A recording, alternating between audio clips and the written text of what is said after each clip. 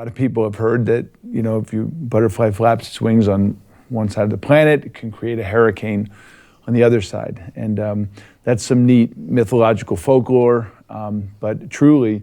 I actually believe it. We argue about this one. I believe a physicist actually proved that the movement of energy in the air could result in... We're going to allow Google to settle this one for both of us, but the scientist was Edward Lorenz, who I believed was an MIT graduate or not, but basically the butterfly effect says that by changing the smallest parts of a condition, when you get to the end, the changes are massive. Absolutely. Massive. I think when they did the original studies, it was a weather simulation. And, we're talking about decimal points to 6 places.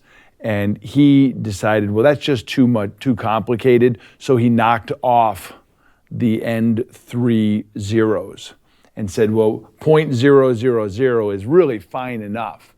And what he found is in the simulation, by knocking off those 3 zeros off the end of the equation, changed the model completely. And, if one asteroid in the asteroid belt changes slightly, way, way far in the distance, the changes will be massive.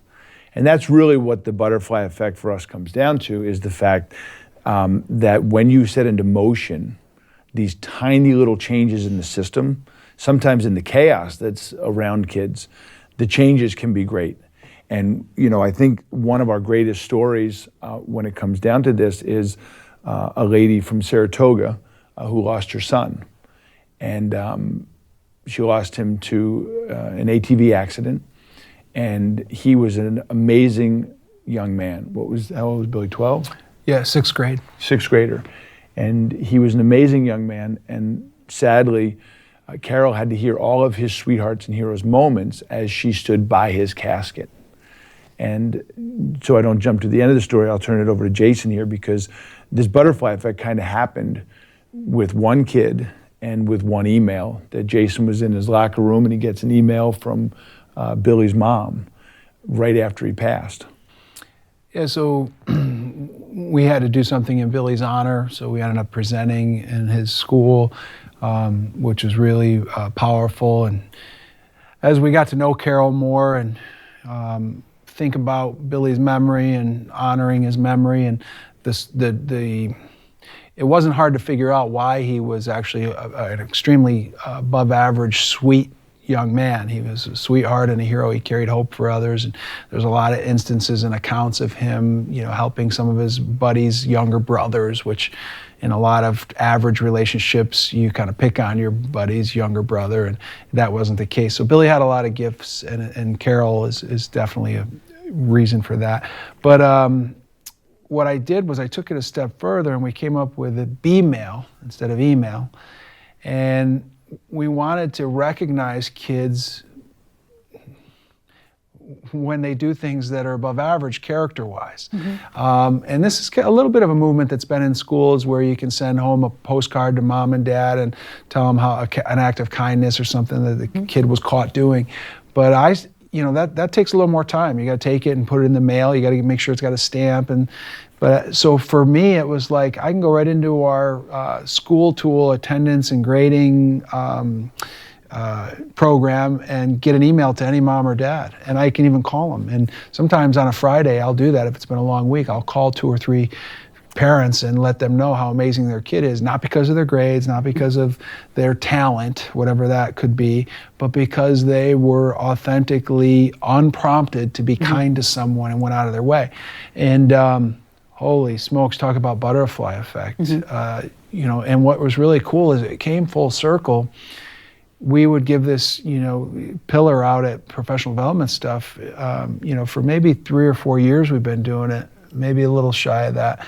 And Carol got an email from someone that said that they got a B-mail from their teacher about their own kid. So it was kind of cool how it... So why B? Oh, for Billy. Billy. Oh. Yeah. Billy mail. So it was a Billy mail. And it's probably the best example I can give as far as a butterfly effect. I think We don't lose sight of, like, he jumped to the end of the story and the development of the B-mail, but Jason, as I jumped way too quick into that story, was sitting in his office at work in his locker room, and he gets an email from this grieving mother that wanted to do something amazing in honor of her son, and this was a tiny little flap of this wing that took place, this note, and within 10 minutes Jason had responded back to her and said, "We're in, we'll make it happen." And how many kids were affected initially just through Saratoga Middle School is a large middle school, so over 1,000. Yeah, I think it was 1,500 kids got this message from this tiny little flap. And then from there, the B-mail developed, and you have this giant hurricane that's happening all because this mother flapped this tiny little wing for this young man. And I think the end of the story is the B-mail has become this mechanism that when a kid, is failing a class, when maybe things aren't going well, and Jason sends a note home to mom and dad about their kid sticking up for someone or sitting with someone. The best. Like, nobody really cares about that 65 that mom or dad has to sign. It really is this giant, flap of this wing that's going to change what really matters. Well, in education, we're often dealing with and responding to problems. So to get a call from the school is often kind of unnerving for parents. So it's such a pleasant surprise for it to be positive. You just took the words out of my mouth. And let's remember, this is a climate pillar, and that's what people think and feel. So, wow, they really do care. And I think we think about doing that, and we do that for the student and for their family to recognize what the student is doing, but it has a pretty profound effect on the educator too. Yes. It feels pretty great, and sometimes your relationship with that student can change. And I think we do it, but we don't do it enough.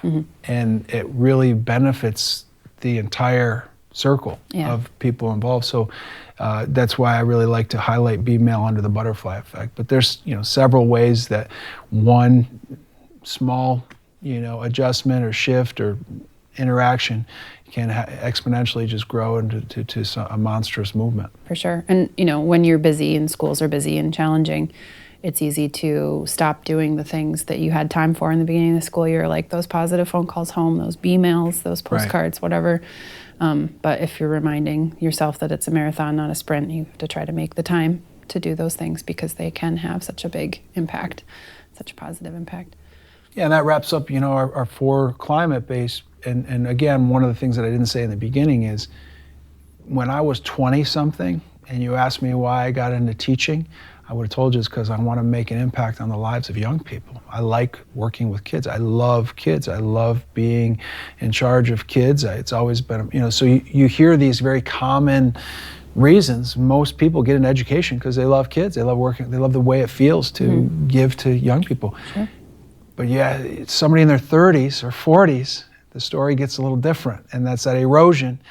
And I think by approaching the climate, it impacts your own mood, your own energy, your own attitude, your own weather, and that changes the way people think and feel about you and what your impact on them. So just, pay very close attention to those tiny little moments, especially of chaos, that can be organized and sent out when it comes to your climate. And your culture, that can have a profound impact on students way, way, way down the road where maybe you don't anticipate or them having an impact on young people.